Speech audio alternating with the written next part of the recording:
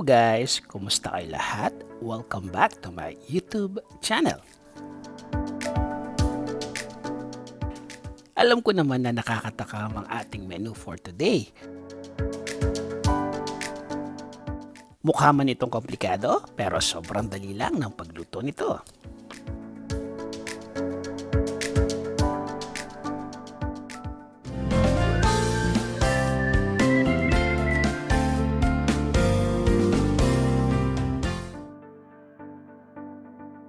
Narito ang mga sangkap na ating gagamitin. 1 kilo ng pork liampo, 2 medium-sized onion, 1 maliit na lata ng tomato paste, 1/3 cup soy sauce, 3 pieces bay leaves, 1 whole garlic, 2 pieces potato, 1 piraso ng red bell pepper, 1/4 teaspoon na black peppercorns, at 1/4 cup na cooking oil. Sa katamtamang laki ng lutuan, ilagay natin ang karne. Maglagay na rin tayo ng toyo.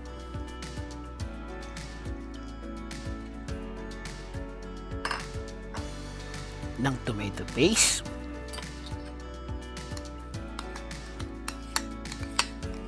Guys nga pala, kung kayo ay bago sa ating channel, huwag kalimutan mag-subscribe ha. At pakiclick nyo na rin yung bell button para sa mga latest updates na i-upload natin. Ang susunod nating ilalagay, crushed garlic,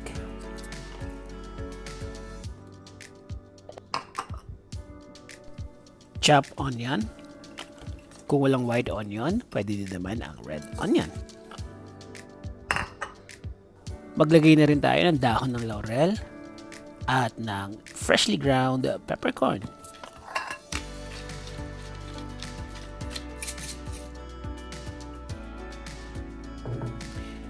Kapag nailagay na natin lahat ng ingredients, isasalang natin ito sa medium to high setting.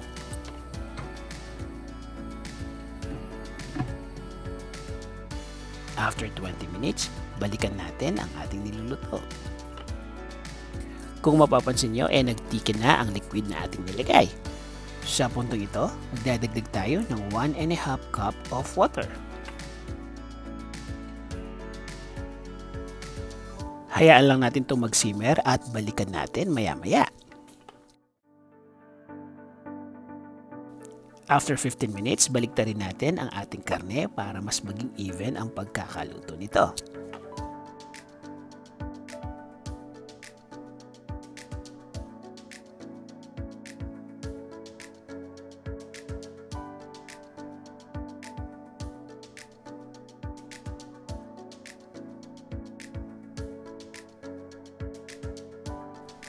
Hayaan lang natin itong muling mag-simmer na mga 30 minutes, pero this time, i-adjust natin sa low to medium heat ang setting.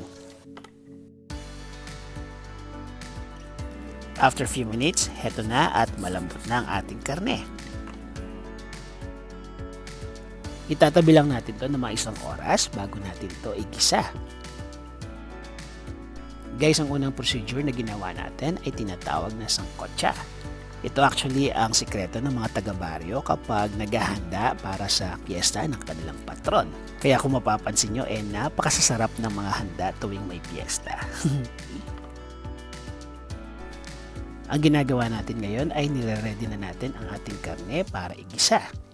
Hinihiwa natin ito ng dahan-dahan para ma-achieve natin ang tamang nipis nang hindi nasisira ang ating karne.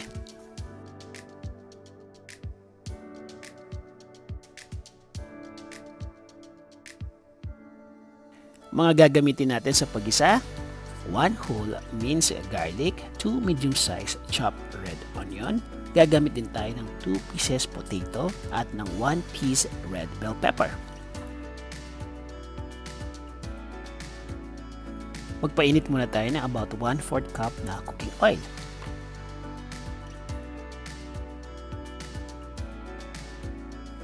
At kapag mainit na, pwede nating iprito ang ating patatas.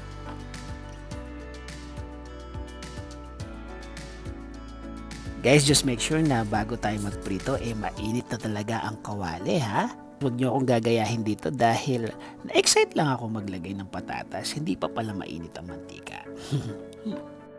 Kapag naprito na ang lahat, pwede na tayo mag-isa.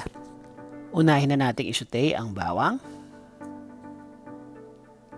At pagkatapos nun, sunod na natin agad-agad ang sibuyas. Isusutay lang natin hanggang sa mag-moist ito. Kapag ready na, maglagay naman tayo ng 2 tablespoon na soy sauce. Kung mapapansin nyo, lalong bumango ang ating ginigisa. Kapag ready na, magdagdag naman tayo ng 1/4 teaspoon na ground peppercorns.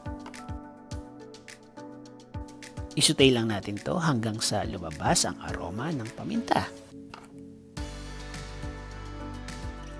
Kapag ready na, pwede natin ilagay ang sarsa ng ating niluto. Ang kabuuang listahan ng ating ingredients ay makikita sa dulo ng video ito at meron din naman sa ating description box. Haluin lang natin ng maigi hanggang sa ma-incorporate lahat ng sahog sa ating sarsa.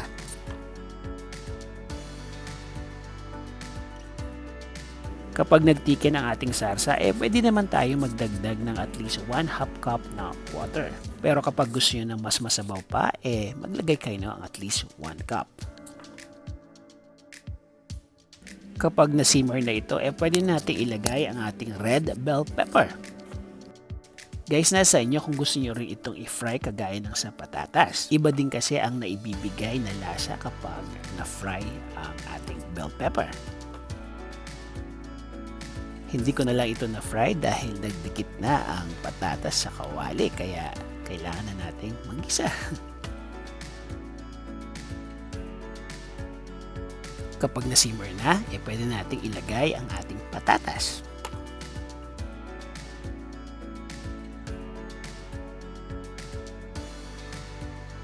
At sa puntong ito, pwede nating ilagay ang ating karne. Pagkalagay nito, isisimmer lang natin to ng mga 3 minutes at pwedeng-pwede na itong iserve. Huwag na lang natin itong masyadong haluin para maganda naman ito sa ating presentation.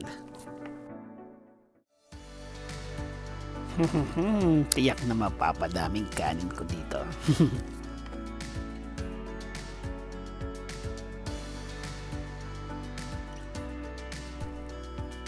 Presenting ang ating pork estofado. Sana ay nag-enjoy kayo sa ating video for today at kung nagustuhan niyo po ang ating recipe, paki-like na lang po at paki-share na ito sa inyong mga friends and relatives.